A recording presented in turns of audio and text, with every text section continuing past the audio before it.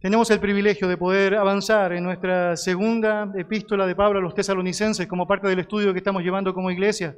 Usted sabe, estamos comenzando hoy día el capítulo 3, después de varias semanas en donde el capítulo 2 fue llenando nuestro conocimiento y nos fue dando, en la gracia del Señor, expectativas de su verdad, oportunidades para que tú y yo podamos conocer qué es lo necesario de ser conocido y obviamente un estímulo para actuar de la manera que es coherente con lo que Él espera. Permítame comenzar de la siguiente manera. Cuando tú y yo hablamos de ciertas palabras, tenemos la tendencia a pensar que estas son per se negativas. Si yo mencionara a ti la palabra ambición, o la palabra codicia, o la palabra deseo, estas suelen ser palabras que podemos asumir rápidamente, sin gran capacidad para tratar de estar pensando en ellas, que son negativas, porque hay una connotación práctica que alude a aquello. Ahora, cuando tú y yo miramos la palabra del Señor, nos damos cuenta que lo que hace que estos términos sean francamente negativos es el egoísmo que está detrás, haciéndoles actuar. Es decir, un énfasis incorrecto de estos, que podrían tener un énfasis correcto si francamente el fondo en el cual fuesen analizados o vividos fuese distinto. Déjame explicarlo de la siguiente manera.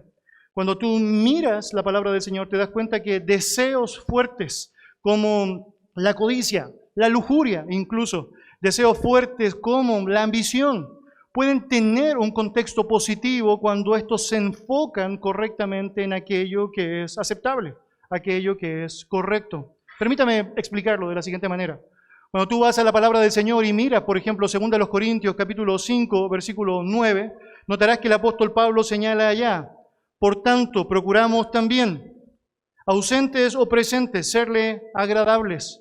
Y te llamará la atención que la palabra allá para procuramos es la palabra literal del texto, poner toda la ambición. Es decir, ambiciosamente nosotros anhelamos, ausentes o presentes, serle agradable. Ahora, es asumible que Pablo no tiene una mala teología, es claro que él sabe determinar cuáles son aquellas acciones que son correctas o incorrectas. Él va a hablar muchísimo en sus escritos sobre los deseos de la carne y también lo que es el fruto del Espíritu. Pero es obvio que él está dando una connotación correcta a la ambición en un pasaje como esto, básicamente ¿por qué? Porque sabe que su foco es el correcto. No está la presencia corrompida, incorrecta del egoísmo, tratando de enfatizarse a sí mismo de una manera que sabemos es impropia, sino más bien un deseo que es correcto. Notarás, de hecho, el texto completo dice que su ambición es ser, notas, agradables a Dios, agradables a Dios. Y eso obviamente nos dice mucho y marca una fuerte separación entre lo que es esa ambición espiritual correcta y aquella ambición pecaminosa que no debe coexistir, que no deben entre sí coexistir. Permítame compartir otro ejemplo que puede ayudarnos con eso. Cuando miramos 1 de Pedro, capítulo 2, versículos 1 y 2, la palabra del Señor dice lo siguiente: desechando pues toda malicia, todo engaño, hipocresía, envidias y todas las detracciones, desead como niños recién nacidos la leche espiritual no adulterada, para que por ella crezcáis para salvación. ¿Y qué es lo que tenemos aquí? Bueno, básicamente el contraste de dos deseos que son opuestos. Por un lado, uno que tiene que ser desechado y que se expresa literalmente en el texto por medio de malicia, engaño, hipocresía, envidia y toda clase de detracción. Y por otro lado, tienes un deseo que debe ser estimulado, ese deseo que se lleva adelante allá en pos de la palabra del Señor. Y es tan claro el texto que señala allá que así como un niño recién nacido que desea con ansia su leche, bueno, así debes desear la palabra de Dios. Ahora, notarás que el texto está mostrando ambos como opuestos entre sí, por lo tanto hay incompatibilidad. Dios nos convoca a rechazar aquellos deseos que son pecaminosos y por otro lado nos ayuda a pensar en la manera en cómo podemos adoptar aquellos deseos que son correctos. De hecho, aquellos deseos pecaminosos que son impropios, que están motivados, influenciados por un énfasis en el yo, sabemos en la práctica son obstrucciones mortales a la dieta divina, a la dieta de la palabra de Él. Por otro lado, pensar en la palabra del Señor nos abre una puerta enorme para hacer lo que es correcto y rechazar con convicción aquello que francamente tiene que ser rechazado. Cuando tenemos la última cena, notarás que el Señor está diciéndole a sus discípulos, ustedes no saben cuánto yo deseé compartir esto con ustedes. Y la palabra que utiliza allá literalmente es la palabra lujuria, epitumeos en griego, un fuerte deseo. Y tú dirás, ¿otra vez eso no suena a algo que pueda ser asumible para nosotros en nuestro léxico? Y es que la idea ya específica es un fuerte deseo, pero que está motivado por algo correcto, no por algo incorrecto o impropio. Permítame mostrar otro ejemplo. Cuando usted va a 1 Timoteo capítulo 3, versículo 1, usted notará que Pablo está diciéndolo en todo aquel capítulo a Timoteo cuáles son aquellas características que el pastor debe tener presente, aquellas características que denotan, demarcan o básicamente demuestran quién es un pastor ante los ojos del Señor. Y cuando tú notas el texto, dice, palabra fiel, si alguno anhela obispado, buena obra desea. Otra vez, mirarás allá que el deseo es puesto en una perspectiva positiva, es decir, es bueno el hecho de pensar, el hecho de desear, el hecho de anhelar el poder ser un siervo del Señor. Y obviamente tú notarás que esa palabra deseo allá, que se traduce, otra vez, muy interesante, como querer, desear, codiciar, muy interesante, está apuntando a algo que es correcto. Déjenme decirlo de esta manera. Cuando la codicia o el mal deseo o la ambición está motivada o estimulada por el énfasis del yo, lo que sería básicamente la autopromoción, este deseo de que todos puedan admirarte de manera impropia, sabemos, porque básicamente estás siendo hipócrita, o esta idea en donde quieres ser reconocido simplemente por tus atributos humanos, francamente sabrás que eso es automáticamente negativo, despreciable ante Dios, incorrecto, absolutamente pecaminoso. Pero cuando tu deseo está puesto en lo que es correcto, francamente, cuando tu deseo está puesto en la gloria de Dios y el bien de tu prójimo, bueno, francamente, otra vez, estás haciendo algo que es bueno, estás haciendo algo que es correcto. En el caso del ministerio pastoral, este deseo cuando simplemente está buscando la promoción humana, cuando simplemente está buscando un cierto nivel de estatus o básicamente, si quisiéramos llamarlo así, el reconocimiento público de otros, bueno, es algo que Dios desprecia abiertamente, rechaza. De hecho, es muy interesante que en el Antiguo Testamento incluso Jeremías hablando allá con Barak dice lo siguiente en 45, versículo 5, y tú buscas para ti grandezas, no las busques, nota esto, si las buscas para ti, no, por ningún motivo. Eso es pecaminoso, eso es incorrecto, eso es impropio, eso es abiertamente aberrante para Dios. Y la clave es para ti. Pero cuando estás pensando en Dios, en lo que Él desea, en lo que significa su propia gloria, en lo que significa agradarle a Él, en lo que significa el beneficio de su pueblo, adelante, adelante. La razón por la que Pablo menciona todo esto entonces es porque básicamente él sabe que en el aspecto positivo es valorable, es estimable. De hecho, la misma lógica de las características que un pastor debe tener presentes demuestran esta misma idea cuando tú sigues avanzando allá en el relato. De hecho, simplemente para mencionar un ejemplo, en el versículo 3 dice que el pastor no debe ser codicioso de ganancias deshonestas y más adelante menciona de manera muy marcada el término de no ser avaro, Y notarás allá cuál es el problema, ¿no? Bueno, básicamente el amor al dinero. Obviamente fácilmente puede ser corrompido en el ministerio si tu amor por el dinero, tu deseo por el dinero, es más grande que tu deseo por la gloria de Dios, el deseo por lo mejor que Dios ha establecido en su voluntad. ¿Notarás? Correcto si estás pensando en aquello que agrada a Dios conforme a su palabra, completamente incorrecto cuando estás sosteniéndolo en tu corazón engañoso y perverso con un estímulo impropio, un estímulo obviamente perverso. Por lo tanto, el deseo o la ambición es buena cuando el foco está en lo que Dios ha determinado como aceptable. Y tú te preguntarás por qué el pastor está hablando de todo esto si vamos a hablar de 2 Tesalonicenses capítulo 3. Y bueno, la respuesta específica es porque lo que veremos hoy día tiene que ver específicamente con aquellos deseos correctos que un pastor debe tener. Y aunque sabemos que hay mucho que la Biblia nos dice al respecto, es evidente que es muy necesario que nosotros podamos filtrar todo aquello a la luz de la Escritura. Usted debe saber cuáles son aquellas cosas que usted debería esperar de un pastor. Yo debo saber aquello que debo recordar permanentemente. También nosotros debemos saber aquello que no debe ser aceptable cuando claramente esto se manifiesta. Y a través de la porción de los versículos 1 al 5 que vamos a ver, si Dios lo permite, este domingo y el siguiente, tendremos la oportunidad de apreciar estos deseos correctos que no solamente son necesarios de ser aplicados en la vida de un pastor de manera constante, sino que son un fiel reflejo de lo que todo buen creyente debería también aspirar para su vida. Acompáñame entonces en su Biblia Segunda a los Tesalonicenses, capítulo 3, voy a leer para usted versículos 1 al 5. Segunda a los Tesalonicenses, capítulo 3, versículos 1 al 5. La palabra del Señor dice así: Por lo demás, hermanos, orad por nosotros, para que la palabra del Señor corra y sea glorificada, así como lo fue entre vosotros, y para que seamos librados de hombres perversos y malos, porque no es de todos la fe. Pero fiel es el Señor, que os afirmará y guardará del mal. Y tenemos confianza respecto a vosotros en el Señor, en que hacéis y haréis lo que os hemos mandado. Y el Señor encamine vuestros corazones al amor de Dios y a la paciencia de Cristo. Acompáñenme en oración. Señor, necesitamos de ti tanto, Padre, tanto. Necesitamos, Señor, de tu gracia tanto, Señor. Y Dios, estamos en un momento en donde eso se hace tan palpable. Nosotros queremos, Señor, escuchar tu voz. Queremos, Señor, que nos ayudes a poder evitar cualquier distracción para eso. Señor, estamos agradecidos porque sabemos que si has permitido que estemos acá es porque tú sabes. Necesitamos escuchar esta porción.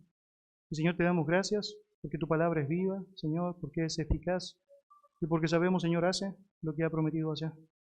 Señor, te damos gracias por el Espíritu Santo y su ayuda eficaz para guiarnos a la verdad. Y, Señor, te rogamos que podamos estar disponibles para no solo meditar en aquello que estás señalando, el poder notar con un ojo crítico a la luz de tu verdad todo aquello que se está diciendo. Y, Señor, que podamos ser sensibles a los cambios que tú nos convocarás a través de lo que podemos leer. Señor, te quiero rogar también me ayudes a poder comunicar con fidelidad lo que tú deseas, Señor, decir a tu pueblo. En el nombre de Jesús. Amén. Amén. Amén. Por la frase inicial de esta porción, si tú lo notas, dice allá, por lo demás, tenemos una transición de los asuntos que Pablo ya ha mencionado en los capítulos anteriores y aquello que va a mencionar de aquí en más. Tú notarás, estamos llegando al final del libro dentro del capítulo 3, por lo tanto hay una marca transicional entre uno y otro. Los escritos de Pablo son comúnmente conocidos porque al comenzar los escritos ocupa una gran cantidad de espacio para hablar de lo que es la profundidad doctrinal, aquello que es el peso teológico que los creyentes deben saber. Y ahí tienes Efesios 1, por ejemplo, en donde habla de bendito sea el Dios y Padre de nuestro Señor Jesucristo, que nos bendijo con toda bendición espiritual en las regiones celestes, y habla ya de la elección, la predestinación y todo aquello, y tú quedas allá impactado de todo lo que eso significa. Y tienes el capítulo 2 y nos habla de la salvación por gracia, por medio de la fe, que estábamos muertos en nuestros delitos y pecados, que Dios hizo de dos pueblos uno solo, llamado la iglesia, y dividió el muro que estaba, obviamente, destruyó el muro que estaba dividiendo allá esa realidad. Y otra vez estás asombrado y de pronto, después de toda esa teología, llegas allá al capítulo 4 en donde Pablo está diciendo, bueno, considerando todo aquello, os ruego que andéis como es digno del Evangelio, y empieza a mencionar formas prácticas, muy prácticas de cómo debes ahora aplicar esa doctrina. Entonces dice allá, el que hurtaba no hurte más, sino que trabaje con sus manos para ayudar al que tiene necesidad. El que hablaba mentira, hable verdad, cada uno con su prójimo. Y allá tienes aquello. Tienes Romanos, por ejemplo, y pasa exactamente lo mismo. Y tienes 11 capítulos profundísimos, ¿no? Y llegas al capítulo 12 y te das cuenta cómo Pablo está con mucha claridad ahora diciendo cosas muy prácticas. ¿Cómo aplicas tu teología allá? Y dices, bueno, debes amar a tu enemigo. Si tu enemigo tiene hambre, dale de comer. Si tiene sed, dale de beber. Ascua de fuego montona sobre su cabeza. No seas vencido de lo malo, sino vence con bien el mal. Y allá. Todo lo que es este aspecto práctico necesario para aplicar toda aquella profundidad que ha sido el cimiento en el cual ha construido. Bueno, Pablo ha construido sobre un cimiento teológico profundo. Él ha estado hablando sobre el peligro de los falsos maestros. Él ha estado hablando sobre la escatología y el desafío de creer lo que Dios ha dicho en su palabra. Ha estado fortaleciendo con convicciones serias y ciertas. Y bueno, llega ahora el punto en donde Pablo estará haciendo un quiebre y donde todo lo que será mencionado será muy concreto, muy práctico. Necesitas ahora aplicar todo aquello que has sabido.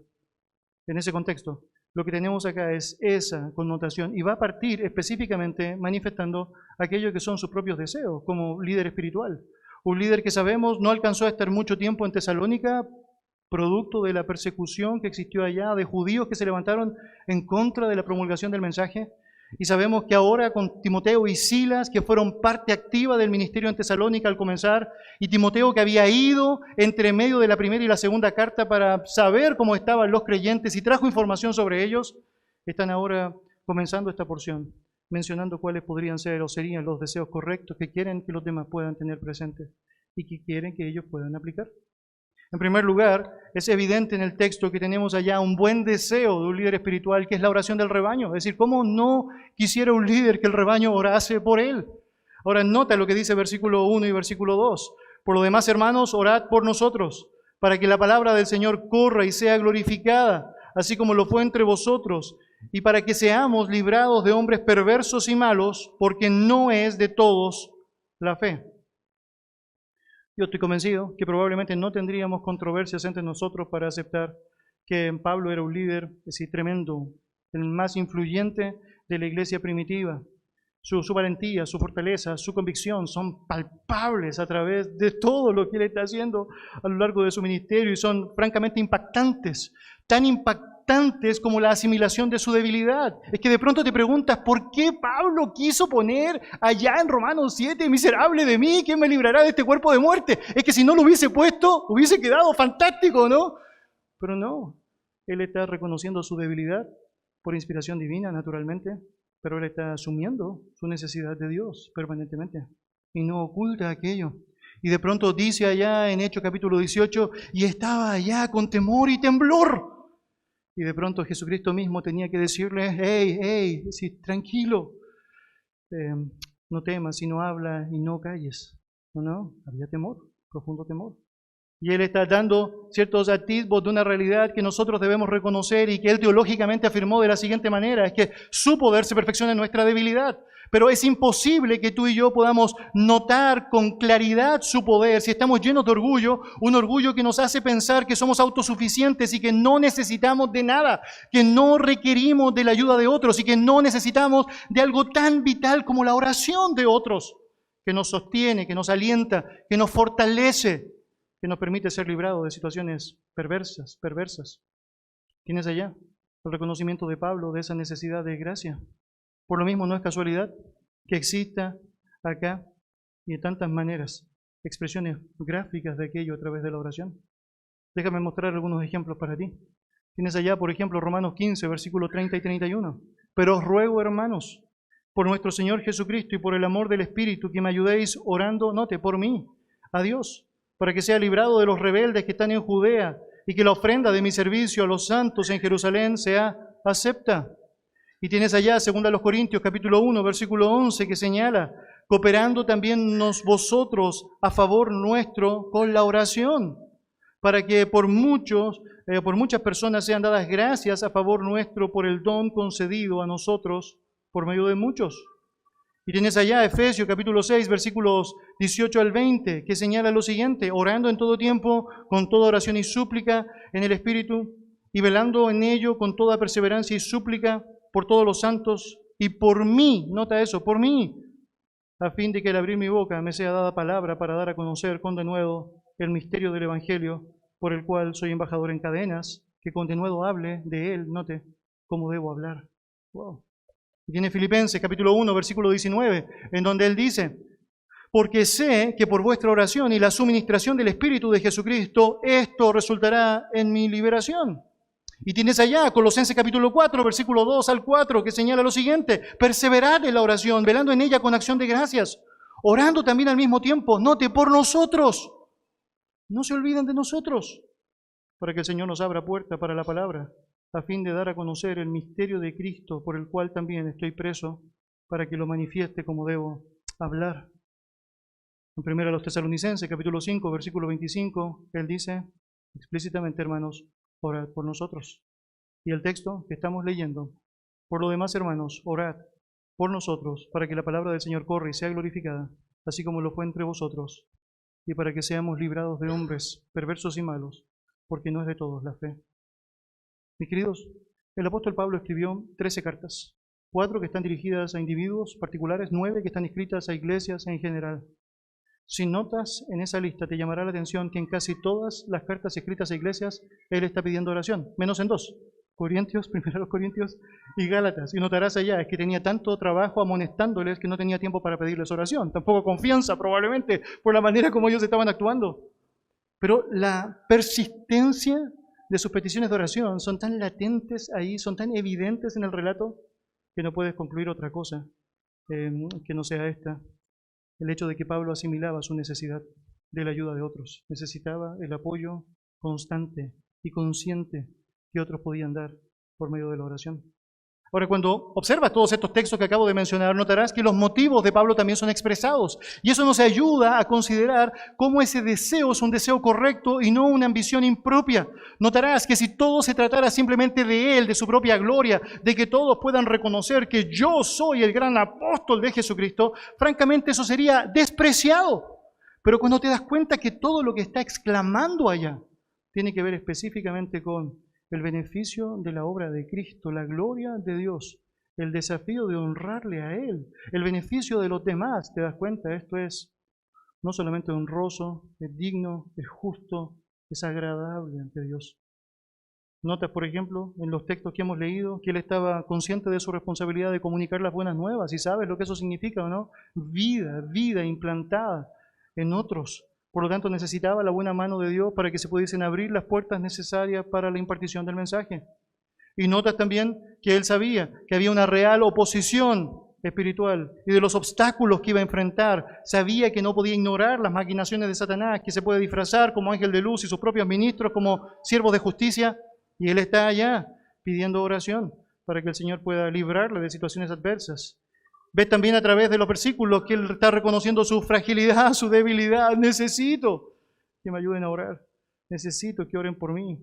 Él reconoce su propia pecaminosidad, reconoce su flaqueza y desea permanecer fiel. Por lo tanto, oren por mí, oren por mí.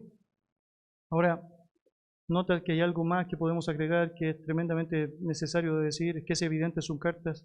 Él está claramente dependiendo en Dios. Y sabe que hay una buena idea en estos momentos de fragilidad, debilidad, de necesidad, que es pedir a otros que te ayuden, para que francamente juntos puedan sobrellevar el peso, la carga, lo difícil que es avanzar en este desafío de la gloria del Señor. Y allá tienes a Él diciendo todo eso. Y tú te preguntarás, ¿no piensas que deberías orar por lo mismo? ¿No piensas que son las mismas motivaciones o las mismas realidades que tú y yo enfrentamos? Ese deseo de que me ayuden a orar para que pueda comunicar la verdad con un embajador suyo, clamando este mensaje de Dios para que otros puedan arrepentirse y creer. ¿No consideras que eres lo suficientemente débil como para saber que si no fuera por la gracia del Señor y el sostén de un cuerpo activo que ora por ti, sería fácil ceder ante la tentación pecaminosa y caer y volver a caer? Bueno, francamente, eso está diciendo algo importante. Sigamos el secreto de Pablo. Pide oración. Y Pablo está diciendo, tengo un deseo genuino. Ese deseo es que oren por mí, oren por nosotros. Pablo era consciente de los desafíos, las demandas, las dificultades que enfrentaba el ministerio que estaba llevando adelante. Es cierto, él era consciente de que tenía un propio enemigo interno, su carne, que claramente estaba tratando de estimular, obviamente, aquello que era impropio. Pablo sabía de su vulnerabilidad, sus temores, él sabía de tentaciones, él sabía del desánimo que podía afectarle. Por lo tanto, no es extraño que termine, epístolas directamente bajo esa premisa, como la primera a los tesalonicenses: por favor, oren por nosotros.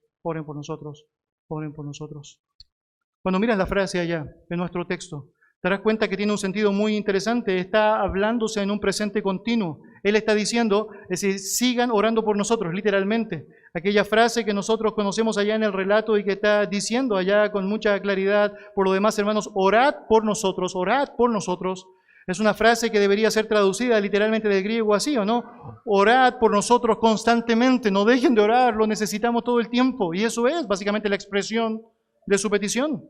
Es que todo el tiempo necesitamos que oren por nosotros, por lo tanto, todo el tiempo oren por nosotros. Mirar todo eso en perspectiva a mí me parece que es impresionante. Mire, Pablo no ha dejado de decir la verdad, la ha dicho. Él dijo la verdad cuando estuvo con ellos y les presentó el Evangelio de Jesucristo. Él dijo la verdad después que tuvo que salir y escribió la primera carta a los tesalonicenses y les dice toda la verdad que debe decirles. Él ahora se ha enterado que falsos maestros están promulgando mensajes impropios en donde señalan que el día de Jehová ya se estaba viviendo, y él, en vez de adaptarse a aquello o querer pensar, bueno, que aprendan solos, él concluye que lo mejor es seguir diciéndoles la verdad. Y después de todo eso, él podría decir ahora, al comenzar el capítulo 3, oiga, ya ahora denme las gracias, ¿o no? Ya, un reconocimiento. ¿Podrían construir un templo y ponerle Pablo de Tarso en su portada, en su nombre, o no? Pero no, nada de eso. No. no es su intención egoísta, no es su deseo egoísta. Él está diciendo, por favor, oren por nosotros. Es que hemos dicho la verdad, no queremos dejar de decir la verdad, por favor, ora por nosotros. Y si hay algo por lo cual tú podrías y deberías orar por los líderes espirituales es por eso, ¿no? Para que te digan la verdad, es que te digan la verdad. Tú quieres la verdad, necesitas la verdad. Por lo tanto, dime la verdad. Y en vista de aquello, Pablo está diciendo, bueno, ore por nosotros. Y obviamente sabe que ese anhelo correcto que está expresando allá por medio de pedir que oren por él se sostiene en la verdad bíblica. Y eso hace que tenga el sentido más propicio. Note, no se trata de él, no se trata de popularidad. De hecho, no la quería. En términos concretos, Pablo no hace nada ni se inmuta cuando todo tiene que ver solamente en contra de él como persona. Él solamente defiende su ministerio cuando se trata de su ministerio, cuando se trata de que este sea un estorbo, que esta acusación sea un estorbo a la proclamación de la verdad. Todo tenía que ver con la gloria de Dios, todo tenía que ver con aquello que era correcto. Es Pablo que dijo, para mí, si vivir es Cristo y morir es ganancia. Por lo tanto, es que no es que él está temiendo porque puede morir, lo pueden matar. No, él sabe que morir es lo mejor que podría pasarle si está en Cristo. Él francamente está pidiendo oración porque él quiere llevar adelante de buena manera aquello que el Señor ha determinado. Y esos motivos correctos se sostienen en esta petición de oración a los hermanos por su ministerio y el ministerio de sus hermanos, su equipo. Ahora notarás que los motivos descritos nos hablan mucho de la bondad de su deseo. Acompáñame en la Biblia, por favor, otra vez. Estás allá en el capítulo 3, versículo 1. Luego de pedir que oren por él, él dice, para que la palabra del Señor corra y sea glorificada, así como lo fue entre vosotros, y para que seamos librados de hombres perversos y malos, porque no es de todos la fe. La oración que Pablo desea que sea llevada adelante por los hermanos no es esa oración que está llevando allá el fariseo al lado del publicano. En el templo considerarás la historia en donde él dice, te doy gracias, Señor, porque yo soy tan bueno, ¿no? Soy grandioso, todas las cosas que hago, gracias porque no soy como ese publicano miserable. No era esa petición egoísta que sabemos, no justifica. La oración que él está llevando adelante tiene que ver con motivos que son correctos. Y mira, el primer motivo descrito en el texto es la proclamación del mensaje. La proclamación del mensaje. Note, para que la palabra del Señor corra y sea glorificada, así como lo fue entre vosotros. Pablo anhelaba que la oración que fuese levantada o promulgada por él y su equipo tuviese una marca clara. Esa marca clara tenía que ver con su rol de comunicadores de la verdad. Él sabía que la palabra del Señor era lo mejor que él podía decirle a otros. Por lo tanto, si vas a orar por mí, ora para que no deje de decir la verdad. Ora para que no deje de anunciar las virtudes de aquel que nos llamó de las tinieblas a su luz admirable. Y él está allá rogando para que su ministerio, por medio de su ministerio, la palabra del Señor corriese y fuese glorificada. Ahora, nota eso. La palabra correr, que aparece ahí en el relato, es una palabra del griego que se traduce literalmente como adelantarse, difundirse. Muy interesante. La escena alude básicamente a un corredor que está allá en una competición y se está adelantando, ¿no? Adelantando hasta llegar específicamente a la meta. También la escena alude a esta escena en donde mientras vas en el camino vas esparciendo lo que sabemos es en este caso correcto. Y esto es el deseo del apóstol. Él con todo su corazón desea que si van a orar por él, esta oración esté sostenida en que él no deje de decir la verdad y que Dios permita que su ministerio de proclamación de la verdad pueda esparcirse, pueda manifestarse, pueda propagarse. Pero también el texto señala que la oración apunta a que la palabra sea glorificada. ¿Nota eso? Que sea glorificada. Es una palabra que se traduce como ser alabada, ser honrada, ser exaltada, es decir, que el mensaje dado, el mensaje comunicado, sea recibido como corresponde. Déjeme dar un ejemplo de eso. Acompáñeme en su Biblia, por favor, al libro de Hechos, capítulo 13. Hechos, capítulo 13.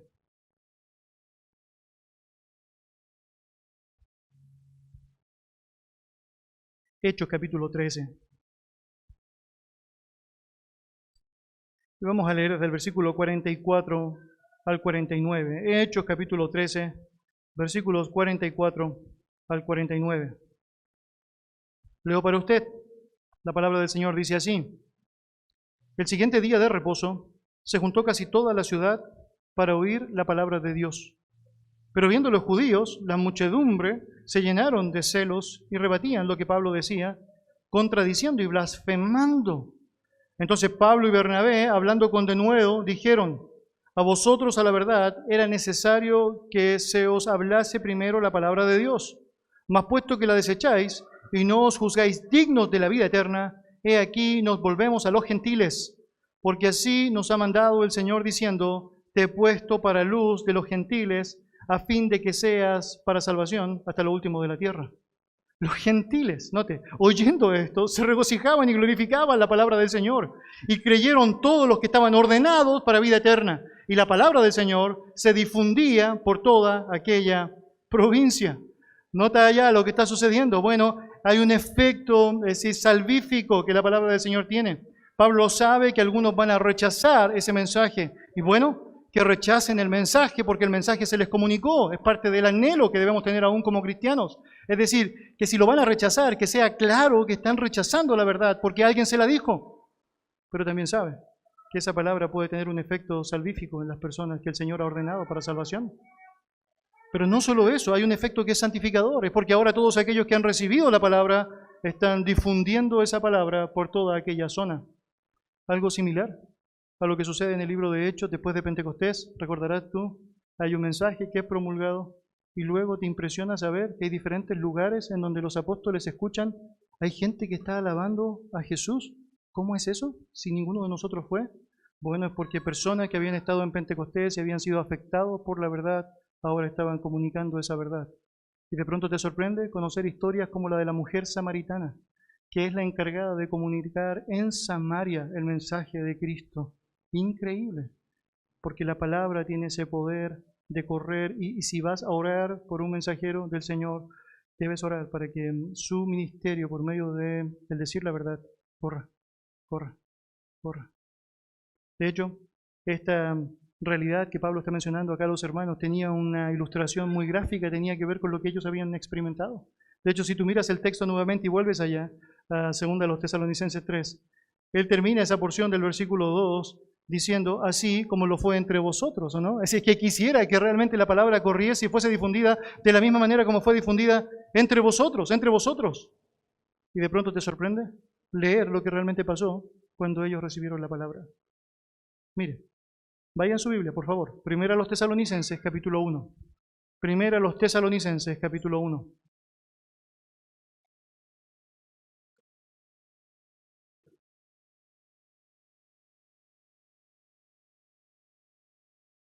Primera a los Tesalonicenses, capítulo 1, versículos 6 al 9.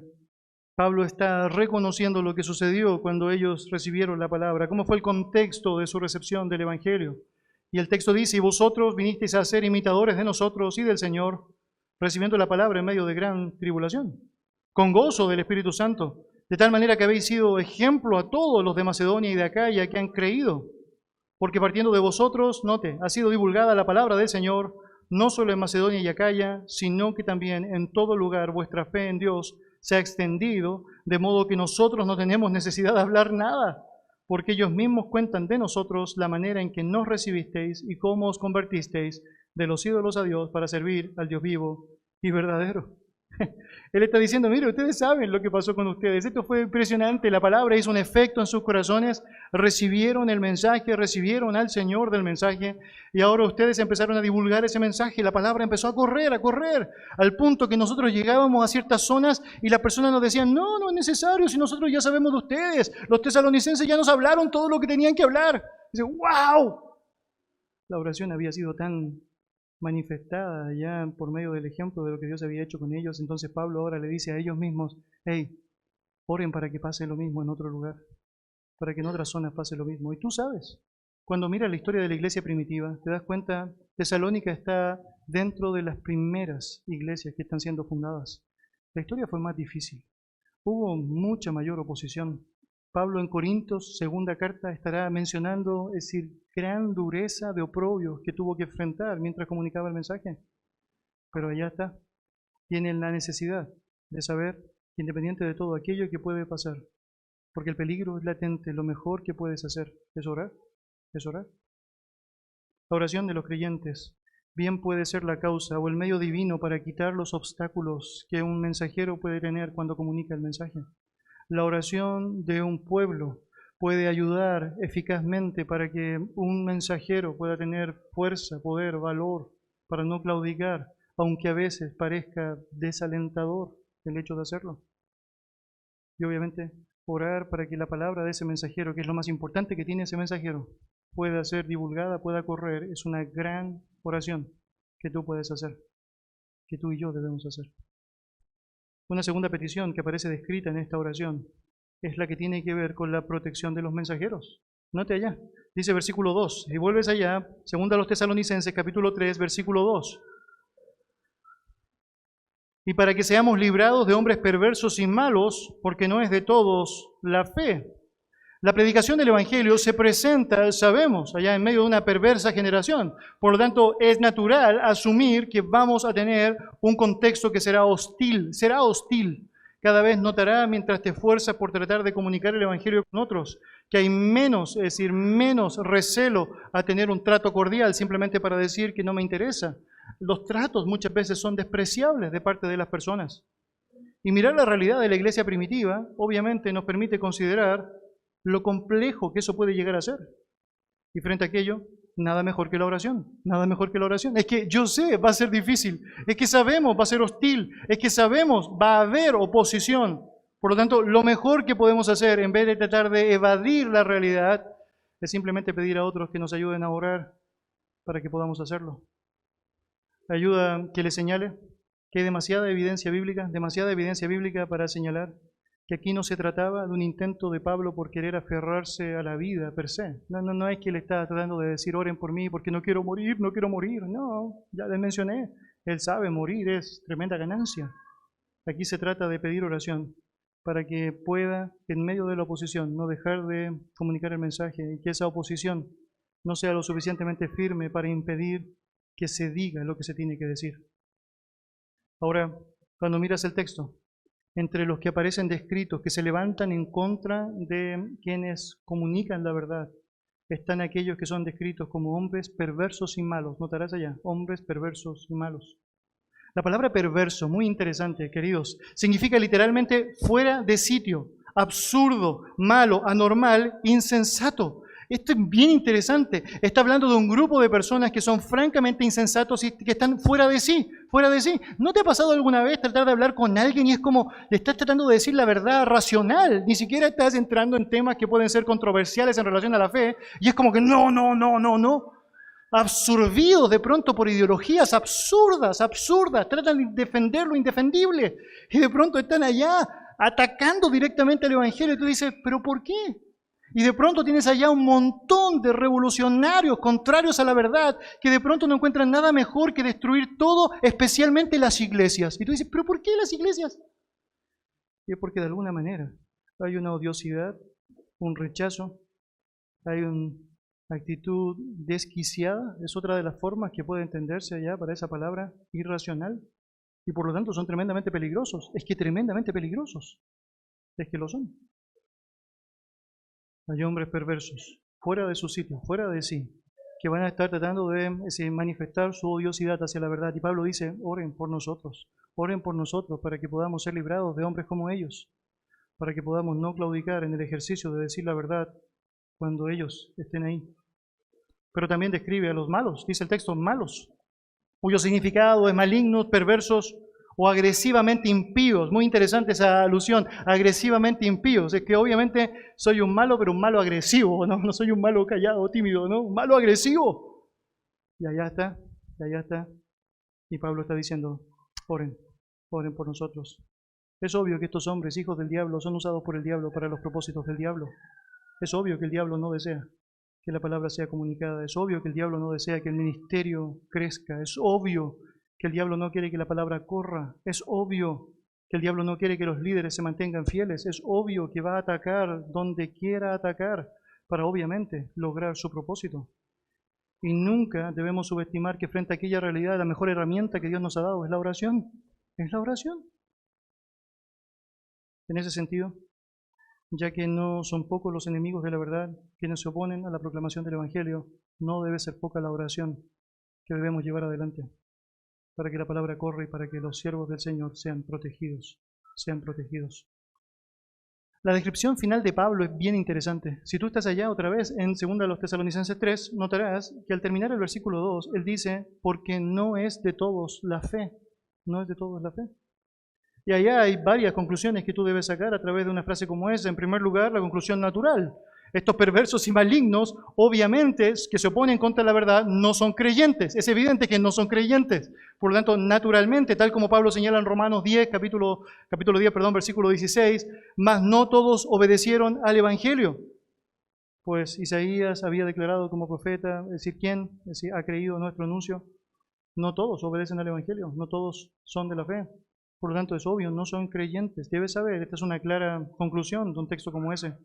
Pero también ayuda saber que este escrito fue llevado para que cristianos pudiesen leerlos, los tesalonicenses, y obviamente no debemos asumir ligeramente que todos los que asumen ser creyentes francamente lo son, porque hay simples expresiones cristianas, pero tal como dice Tito, con sus hechos lo niegan. No es de todos la fe, no se engañen. Mire lo que ha pasado en el capítulo 2. Falsos hombres dentro de la iglesia están procurando un mensaje que es completamente impropio. Conoces la historia de la iglesia primitiva y te darás cuenta que habían falsos líderes. Eran líderes. Falsos maestros, eran maestros. Estaban en el liderazgo de las congregaciones. Y de pronto tú dices, ¿cómo puedo estar atento a eso? ¿Cómo puedo responder a eso? Bueno, necesitas la verdad, pero querido, necesitas la oración. Necesitas la oración. Pablo ha sido claro. Es la manifestación de uno de los anhelos más necesarios, más rectos, más justos que un líder espiritual debe tener. Y es el que el rebaño ore por él. A diferencia de lo que muchos podrían pensar, que la oración es una demostración de debilidad. Entonces cuando le preguntan al pastor, ¿por qué necesito orar por ti, pastor? Mira, necesito que ores por mí porque tengo un pecado tan grande, ese pecado es que siempre digo la verdad. ¿Ha escuchado eso, no? Es que soy demasiado honesto. Como que no está diciendo nada, ¿o no? Como que no está confesando nada, ¿o no? ¿Tiene alguna lucha por la cual deberíamos estar orando? Sí, bueno, mi lucha, no sé, es que bueno, es decir, trabajo mucho, ¿no? ¿Es una lucha?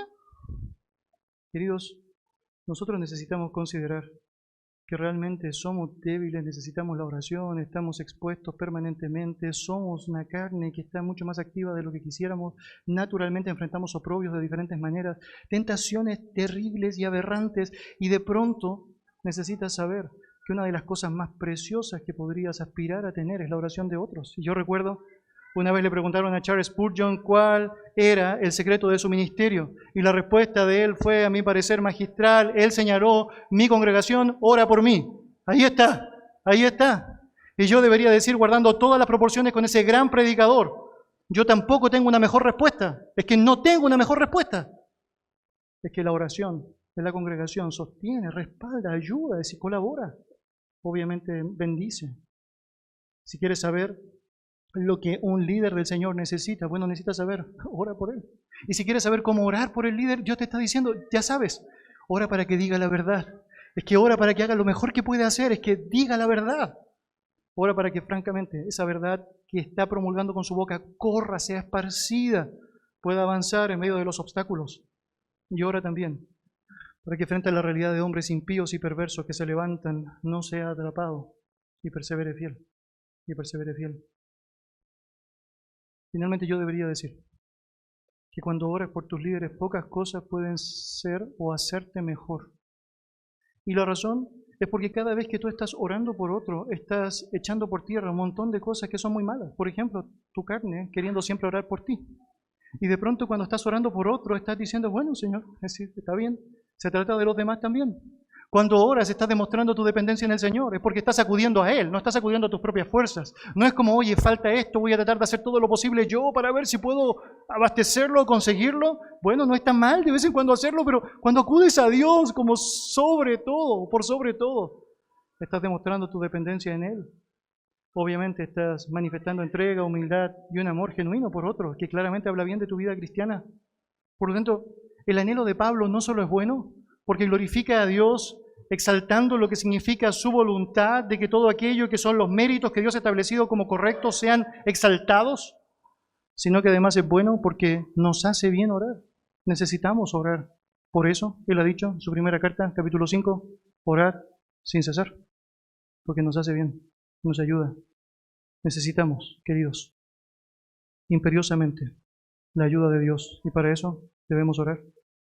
Y cuando lo haces, estás demostrando una relación preciosa con aquel que te anhela celosamente, el Dios del cielo y de la tierra. Vamos a orar. Señor y Dios, te damos muchas gracias por tu verdad, te damos gracias enormes, Señor, por comunicarla con nosotros. Y Señor, te agradecemos muchísimo porque te encargas de mostrarnos a través de aquella, Señor, lo que tenemos que hacer. Y Señor, ayúdame a ser sensible a mi responsabilidad de comunicar, Señor, todos los motivos que son necesarios para que me ayuden a orar. Señor, yo no quisiera esconder detrás de una realidad hipócrita, Señor, aquello que realmente es parte de lo que necesito que hagan por mí, que oren por mí. Y Señor, también ayúdenos, Señor, a poder ser fieles en lo que significa esa comunicación contigo que nos demanda, Señor, el poder estar intercediendo por otros, el llevando todo a ti en oración y estando, Señor, conscientes que realmente te necesitamos y una gran expresión de aquello es cómo te hablamos, cómo te hablamos. Señor, ayúdanos a seguir meditando en esta porción que nos seguirá mostrando, si es tu voluntad, que podamos, Señor, avanzar en ella. Cuáles son anhelos correctos que deben ser palpables en nuestra vida. Y así, Señor, como queremos que otros oren por nosotros, debemos anhelar que otros oren por nosotros, Señor. Ayúdanos a poder ser también personas que oren por los demás. En el nombre de Jesús. Amén. Amén.